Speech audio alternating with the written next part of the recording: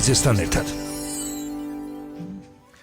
კიდევ ერთხელ მოგესალმებით, მადლობა რომ გვისმენთ თელ საქართველოში და გვიყურებთ პლატფორმებზე იმედიჯი, My Video-ჯი, ასევე მაგთის IP ტელევიზიით 53 არხზე, რადიო იმედის Facebook გვერდზე, YouTube არხზე და ტელეკომპანია იმედის YouTube არხზე, რომელსაც მილიონზე მეტი გამომწერი ყავს.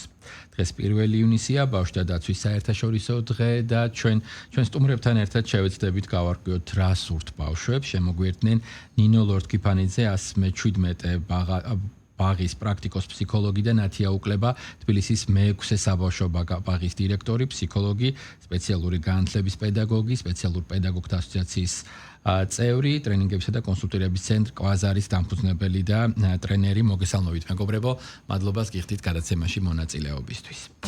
დღეს ყველაზე განსაკუთრებული და მნიშვნელოვანი დღეა, ჩვენს ფოკუსში არიან ბავშვები, მთავარი ადამიანები. ამიტომ თქვენ როგორც ადამიანებს სპეციალისტებს, რომელსაც ყველაზე უფრო ხშირად გიწევთ ბავშვებთან ურთიერთობა და შეხება, ვფიქრობ, სხვა რაკურსით დაგვანახებთ დღეს ბავშვებს. როდესაც ვსაუბრობთ ბავშვებზე, პირველი და ყველაზე მნიშვნელოვანია, მათ ჰქონდეთ სასურველი, საინტერესო, მრავალფეროვანი, უსაფრთხო გარემო. ეს თითქოს სათქმელად ადვილია, მაგრამ ხშირ შემთხვევაში არის გასათვალისწინებელი, ძალიან ნიუანსურად და ცხოვრების სხვადასხვა ეტაპზე, როდესაც ჩვენს ასე ვთქვათ გამოწვევებს შევეხებით ხოლმე, ხშირად გვაქვს ესეთი პასუხი, რომ ეს არ გამოდის, ან გამოდის, იმიტომ რომ ბავშვობასთან არის დაკავშირებული. ხშირ შემთხვევაში საუბარი ასევე ბავშვობის ტრამვებზე და მოკლედ იმ წლებზე, რომელმაც თავისი მნიშვნელოვანი კვალი უნდა დატოვოს თითოეული ჩვენთაგანის ცხოვრებაში. და მაინც, რა სურთ ბავშვებს? მოდით, ქალბატონ ნინო, თქვენგან დავიწყებ. როდესაც ამ შეკითხვას ვსვავთ, პირველი რა მოგდით თავში? რა სურთ ბავშვებს? რა სურთ ბავშვებს? ეს მნიშვნელოვანი კითხვაა და ნებისმიერი სურვილი, ეს იქნება მატერიალური სურვილი, ეს იქნება ღირებულებით ნაწილში გასათვალისწინებელი სურვილი თუ განცდისეული, ყველაფერი მთლიანობაში საბოლოო ჯამში ეფუძნება ბავშვის საჭიროებებს. მაგალითად, ბავშვს უნდა ლეკვის ყოლა, მასზე ზრუნვა, ეს ზუსტად ის მოთხოვნილებაა. მიკროფონთან ახლოს თუ შეიძლება ცოტა. ეს ზუსტად ის ფსიქოლოგიური მოთხოვნილებაა, რომ ბავშვს უნდა რომ სხვაზე იზრუნოს, ყავდეს პატარა მეგობარი და ეს ძალიან მნიშვნელოვანია, რომ ეს სურვილები გათვალისწინებული იქნეს მოზრდილების მხრიდან, მოსმენილი იქნეს ბავშვი ამ სურვილებთან მიმართებაში და შესაბამისად ურთიერთშეთანხმების საფუძველზე იქნეს მიღებული გადაწყვეტილება. აი როდესაც თქვენ საუბრობთ, რომ რა სურთ ბავშვებს და რა სურთ მოზრდილებს, ხო? აი ეს თანხმობა შესაძლებელია მხოლოდ და მხოლოდ პოზიტიური კომუნიკაციით, ბავშვის მოსმენით, გაგებით და საერთო გადაწყვეტილების მიღებით. ქალბატონ ნათია, რა სურთ ბავშვებს? როდესაც კითხვა ისმება, იქვე უნდა დავსვათ ალბათ რა სურთ უფროსებს, ანუ ჩვენ რა გვსურს. და ყველაზე მნიშვნელოვანი არის ის, რომ ეს გადაკვეთის წერტილები ზუსტად გავიაზროთ რა არის, რომ წითელ ხაზებში არ გადავიდეთ. უფროსებს ხშირ შემთხვევაში სურთ ხოლმე, რომ ბავშვები დამოუკიდებლები იყვნენ, ყოველ შემთხვევისთვის ის რუტინა, რასაც ჩვენ ხშირად ვწევთ ხოლმე, რაღაცნაირად იყოს შემსუბუქებული, თავიდანვე მქონდეთ ენციკლოპედიური ცოდნა, შესაძლებლობები ზღვა, დამოუკიდებლად აგვარებდნენ ხშირ საკითხებს და ამ მხრივ უფრო გაადვილდეს, ასე ვთქვათ, ყოველდღიურობა, მაგრამ ეს სულაც არ არის. ხშირ შემთხვევაში, როდესაც ხვდებით რა შეიძლება იყოს იდეალური მოდელი, ალბათ ზუსტად აქ შემოდის ის მთავარი ფაქტორი, რომ ეს არის მაინც ინდივიდუალური და თითოეულ ბავშვზე მორგებული. აი, რომ დაგვანახოთ უფროსებს რა სურთ და ბავშვებს რა სურთ თანამედროვეობაში, დღეს აი მოცემულობით რაც გვაქვს და სად არის აქ ის ტერიტორია, სადაც თანხმდებით უფროსებიც და ბავშვებიც და სად იწყება მთელი რიგი გამოწვევები. მადლობას მოგახსენებთ პირველ რიგში მოწვევისთვის. მინდა სრულიად საქართველოს ბავშვებს მიულოცო დღევანდელი დღე. რას ურთ ბავშვებს? პირველ რიგში დღეს უკვე იბადებიან ბავშვები, რომელსაც ეს პიროვნული მე უკვე ჩამოყალიბებული აქვთ. სიცოცხლის პირველივე წუთიდან თუ მათ თვალებში კარგად ჩავხედავთ. ამასთან ბავშვებს სურთ მოსმენა, აღიარება და მზრუნველობა, მხარდაჭერა, დიახ. ჩვენ უნდა აღვიქვათ ბავშვები როგორც სრულუფლებიანი საზოგადოების წევრები, მოვუსმინოთ, შევხედოთ მათ შესაძლებლობებს და მათ შესაძლებლობებზე და ინდივიდუალურ საჭიროებებზე დაყრდნობით წარმართოთ თითოეული ის პროცესი, რაც ოჯახის გარემოში ხდება თუ საგანმანათლებლო სივრცეში, რაც უწევთ მათ ყოფნა. ბუნებრივია თქვენ სწორად აღნიშნეთ, რომ ჩვენ ძალიან დაჩქარებულია დღეს ყველაფერი და სწრაფად უნდა მშობელს, რომ მის შვილს დამოუკიდებლობის ხარისხი ძალიან მალე მიაღწიონ, ესე ვთქვათ, მაგრამ პირველ რიგში ისევ და ისევ დაუბრუნდები იქ, რომ ჯერ უნდა მოусმინოთ ბავშვებს, რას ურთ მათ. და მათ ინტერესებზე მორგებით, შემდეგ ჩვენ უნდა იმდენად აქვთ ეს პიროვნული მე უკვე ჩამოყალიბებული, რომ უფრო ესე ვიტყოდი, რომ ჩვენ უფრო ადამიანებს გვიჭირთ, რომ ავუწყოთ ფეხი. მე მინდა მიმართო ყველა მშობელს, ყველა სპეციალისტს, ვისაც უწევს ბავშვებთან მუშაობა, რომ აუცილებლად პირველ რიგში უნდა მოусმინოთ მათ, გავითვალისწინოთ მათი ინტერესები, მათი საჭიროებები, იმიტომ რომ დღის მდგომარეობით ძალიან ხშირად ხვდებით, როდესაც მე როგორც მშობელს მსურს, რომ ბავშვმა პირობითად 3-4 წლის ასაკიდან ისწავლოს რამოდენიმე ენა და იყოს წამყვანი და უშუალოდ უცხოური ენა და ასე შემდეგ. აქ უკვე მერე მოდის სხვადასხვა საჭიროებები, როგორც არის მეტყველების დარღვევა, ქცევის დარღვევა და ასე შემდეგ. აი ამ ყველაფერს რომ ჩვენ ხელოვნურად არ შევუწყოთ ხელი, უმჯობესია მოусმინოთ. რატომ გვინდა რომ მესამე კლასელმა კერა და 3 წლის ბავშვმა იცოდეს რამდენიმე უცხოური ენა? როგორ აიხსნება, ვთქვათ, მშობლის სურვილი. ეს არის რაღაც მონეტარული, ის რომ ცხოვრების გზას, ასე ვთქვათ, დაადგეს და იყოს წარმატებული, რეალიზებული, შემოსავლით, ასე ვთქვათ, და მისი ცხოვრება იყოს დატვირთული, თუ შეიძლება ეს იყოს ის მაპროვოცირებელი ტრამვებიც, რომელიც თავად მშობელმა ვერ შეძლო, რომ განეხორციელებინა. ხშირ შემთხვევაში ამასაც ამბობენ ხოლმე სპეციალისტები, რომ ის რა დანაკლისებიც აქვს მშობელს რაღაცნაირად უნდა რომ ბავშვი აანაზღაუროს. ნამდვილად სწორად შენიშნეთ, რომ ხშირ შემთხვევაში მშობლების სურვილები, რომელიც არ იყო რეალიზირებული ბავშვობაში, ეს არის ჩადებული შემდგომ მათ შვილებში და ეს სურვილი, რომელიც უნდათ რომ განახორციელონ საკუთარ შვილებში, ხდება ხოლმე ძალმომრეობით ხშირ შემთხვევაში და ეს ძალიან თრგუნავს ბავშვის განვითარების პროცესს და შესაბამისად შესაძლოა ბავშვმა ენაც ისწავლოს, შესაძლოა ბავშვმა წერა-კითხვაც ისწავლოს 3 და 4 წლის ასაკში, თუმცა ბავშვის საჭიროება არ არის მხოლოდ რაღაცის სწავლა. ბავშვის ემოციური საჭიროება უმთავრესია და ხშირად მშობლებისთვის ძალიან ხშირად ვესაუბრებით ამაზე, რომ მხოლოდ და მხოლოდ კოგნიტური განვითარება, ინტელექტუალური განვითარება არ არის პიროვნული განვითარება.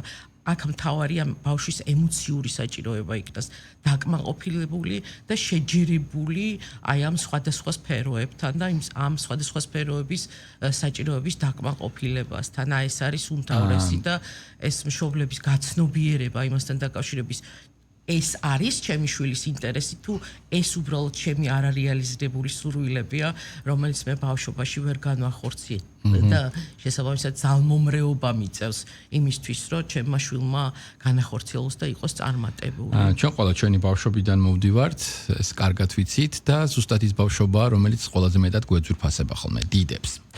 თუ კი რამე განსაკუთრებული თბილი, ემოციური გვაქვს, ხშირად ბავშვობას უკავშირდება.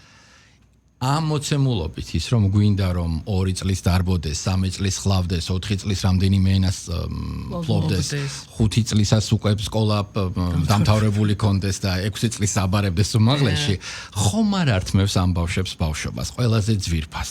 როგორ უნდა შევძლოთ, რომ აი ამ დაჩქარებულ ეპოქაში, ნანოტექნოლოგიების ეპოქაში ხშირად ბავშვმა ზუსტად იმას აქვს მშობელზე უკეთ რომ იცის, როგორ გამოიყენოს კონკრეტული მოწყობილობა და აქეთ ეხმარება, ვთქვათ, მშობელს გააგებინოს YouTube-ზე როგორ უნდა მოძებნოს სასურველი რამ თუ სხვა სოციალურ მედიაში, ბავშვებისთვის რა გამოწვევა? ერთის მხრივ როგორ უნდა შეუნარჩუნოთ დღეს მათ ეს ბავშვობა, ყველაზე ძვირფასი წლები და მეორეს მხრივ როგორ უნდა შევძლოთ რომ ისინი დავიცვათ აი ამ რაღაცა ტექნიკური თუ ტექნოლოგიური რევოლუციისგან, რომელიც ფაქტობრივად ყოველ დღე თავის სერიოზულ დინამიკაშია.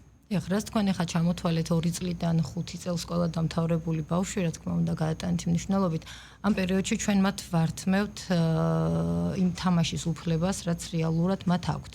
და ეს თამაში უნდა შეიგრძნონ მანამ სანამავლენ იმ საფეხურზე, რასაც ქვია სკოლა და ის საგამოწოდო სივრცე, სადაც უკვე თამაში ცოტა მეორე ადგილას ინაცვლებს.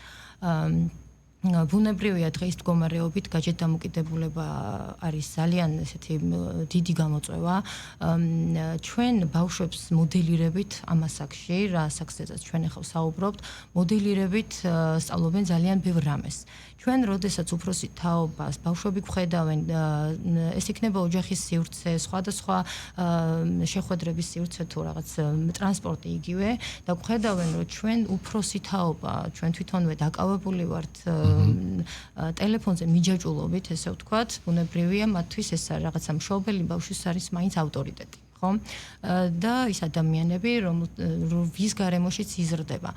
შესაბამისად, პირველ რიგში ალბათ ჩვენ გვიწევს კონტროლი ამ მიჯაჭულობასთან, როგორღაც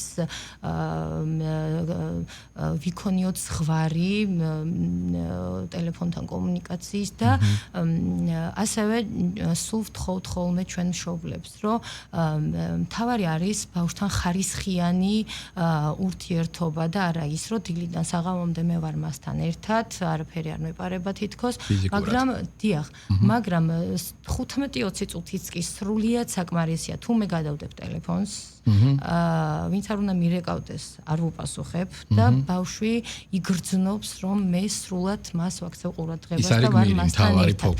ის არის მთავარი მოქმედი ადამიანი, რომლის ირგვლივაც ხდება და ვისი ესე ვთქვათ, წარიმართება თამაში ვისი ინტერესითაც. მეგობრებო, თქვენ ხართ სპეციალისტები, პრაქტიკოსები, ადამიანები, რომლებსაც ყოველდღიურად ძალიან ბევრ ბავშვთან გაქვთ შეხება.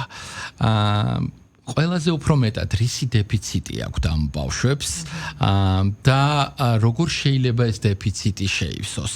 ეს არის თქვათ დანაკლისი მშობელთან გატარებული თქვათ დროის, იგივე იმ ხარისხის, ახლა შეიძლება ფიზიკურად ვართ, მაგრამ ჩვენ ასევე სხვა ვალდებულებები გვაქვს და გინდა არ გინდა გვიწევს ამ საქმის კეთება. აი, როდესაც საუბრობთ, რაში ვლინდება ეს, ესეც საინტერესოა, თქვათ ეს არის მათი მხრიდან პროტესტი, გარკვეული თვისებები უკვე ხასიათის, როგორ ვლინდება, როგორ ხედავთ და რისი დეფიციტია ეს? ყველაზე თვალსაჩინო რაც არის ამ ეტაპზე ბავშვების მხრიდან, ეს არის მოთხოვნილება, მწვავე მოთხოვნილება გაზიარების, საკუთარი დაგროვილი სათქმელის გაზიარების მათ ენაზე, რასაკვირველია, თუმცა მათ სურთ ამ სათქმელში ჩაატიონ ის თავისი ემოციური მდგომარეობა, ის თავისი განცდები, რომელიც ბავშვს გააჩნია და შესაბამისად, აი ძალიან ხშირად ხოლმე მშობლები მოდიან, რომ აი გაჯეტების თემასაც მინდა ამასთან კავშირში მოვიყვანო, რომ აი ჩემი შვილი როცა ტელეფონზე ვლაპარაკობ, მეჩრება და აი ქცევა არ იცის.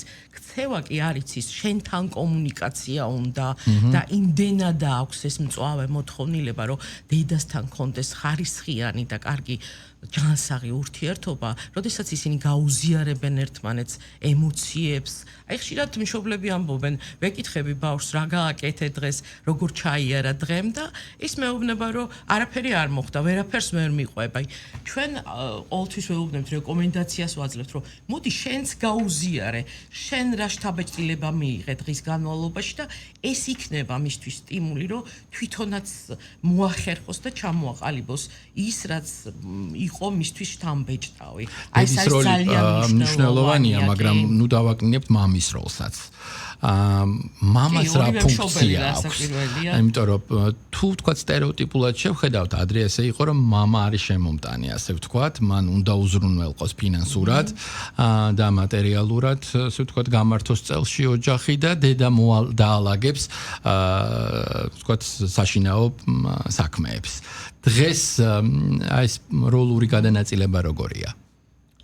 კი ბატონო, რომ დავიწყოთ იქიდან, აი საბავშვო ბაღის პოზიციიდან გამომდინარე, მინდა დაგანახოთ ეს შეხედულება.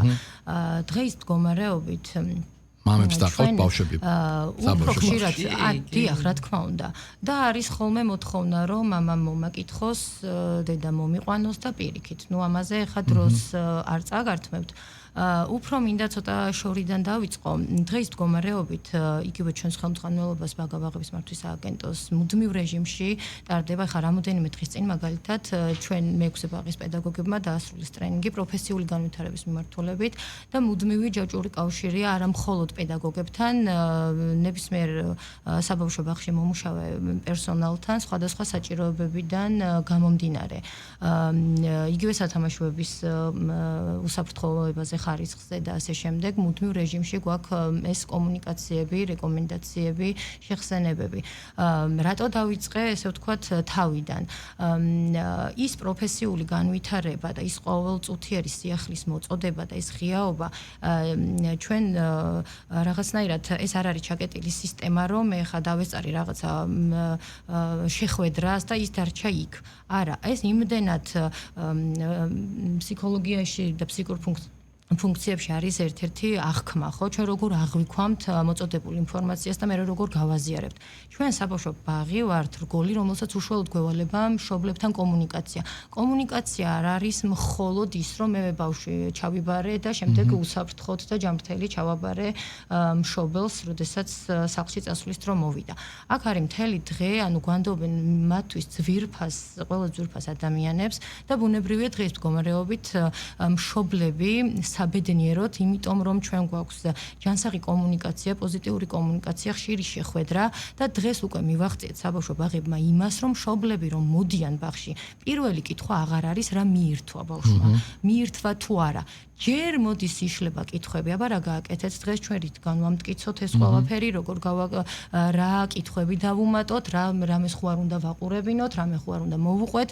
ეს უკვე ვფიქრობ, რომ არის ძალიან წინ გადადგმული დიდი ნაბიჯი. აი დრო როგორ ცვლის ამ დავალებებს. ერთის მხრივ თუ შეიცვალა თავად საბავშვო ბაღში გარკვეული თამაშობები, იმ ვთქვათ ჩვენ პერიოდის თამაშებს თუ ჩაანაცვლა ახალმა რამემ და ასევე ძალიან მნიშვნელოვანია გავითვალისწინოთ გარკვეული ამოჩემებები და მიდგომები. მე მახსოვს ვთქვათ ჩვენის თაობა ვართ, სადაც მშობლები და გარემოწყვეტ და რა აქტივობები უნდა ქონოდა. მაგალითად ის რომ ყველას უნდა ყვევლო მუსიკაზე, გვინდოდა არ გვინდოდა, გამოგვდიოდა არ გამოგვდიოდა, ნიჭი ქონდა არ ქონდა, ამას არავინ არ კითხულობდა. ყველას როგორც ერთს, მუსიკალური განათლება უნდა ქონოდა.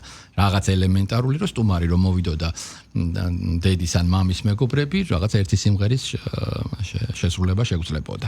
დღეს რა არის ესეთი აქტივობები, რო გითხრათ, აი, როდესაც რეკომენდაციებს აძლევთ ხოლმე, სად ცდილობთ რომ ბავშვები იყვნენ სრულფასოვნად წარმოჩენილები და რას აძლევს მათ ეს?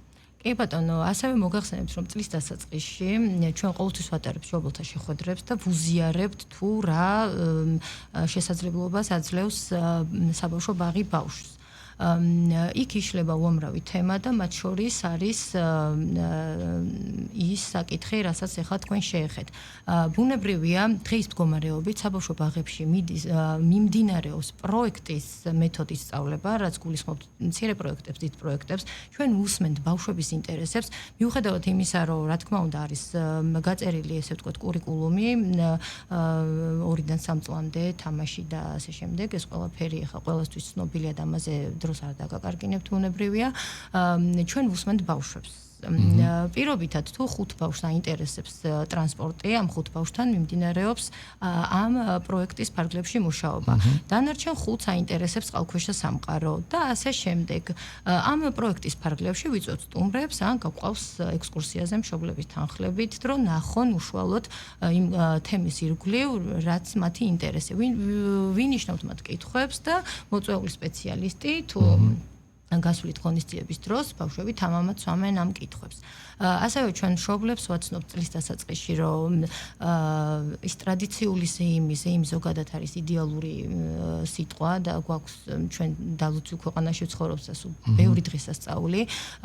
რა თქმა უნდა ვასწავლით სიმღერებს, რომელიც მეტყველების თერაპიისთვის არის იდეალური, ვასწავლით ლექსებს, რომელიც მუშამეხსიერებისთვის არის ძალიან კარგი, მაგრამ ძირითადად ეს არ ხდება, ამ სწავლება არის მხოლოდ ბავშვებზე ორიენტირებული და მორგებული და არა იმიტომ, რომ კონკრეტულ ერთ დღეს რაღაც ჩავიცვათ განსხვავებული სამოსი და იგივე ჩვენ მშობლებმა გადავიღოთ ფოტოები, იმიტომ რომ რაღაც Facebook გვერდი უფრო გავალამაზეთ. იდეალური დიაგნოზთან დაკავშირებით, ანუ რაცაც ნათი ამისაუბრა, აქ მთავარი კონცეპტუალური ნაწილი იმაში მდგომარეობს, რომ ყველა ის აქტივობა, რომელიც სკოლამდელ დაწესებულებაში ხორციელდება, ინიცირებულია ბავშვის მხრიდან.